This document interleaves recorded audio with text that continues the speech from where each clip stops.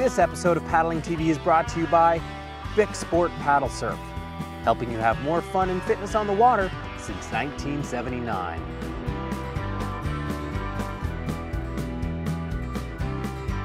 For more information, visit bicsup.com. Most people are concerned with how to get their stand-up paddleboard moving forward, but it's just as important that you learn how to stop your board. In this segment, we're going to talk about a couple techniques that are effective for stopping your board and also turning your board as you stop. The first way to stop an SUP is by using a reverse sweep or a reverse stroke. This is the easiest technique to stop your board, but by doing this, you'll end up stopping and turning your board at the same time. When you're ready to stop your board, bend your knees a little bit more, rotate to the tail, plant the blade, and push the blade away from the board.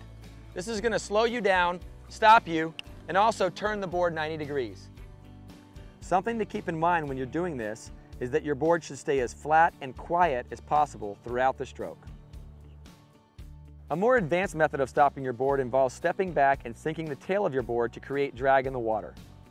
The advantage is that your board doesn't need to turn while you're stopping.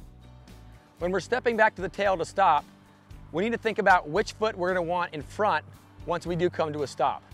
If you've ever been on a snowboard or skateboard or surfboard and you know which foot you prefer in front, go ahead and use that one. Otherwise, just pick a foot that feels most comfortable to be the one that you're going to have in front of you. Basically what we're going to do is we're going to take a small step back with our front foot and then a large step back with the foot that's going to become our rear foot. When we do this, the tail sinks in the water and every board has a sweet spot.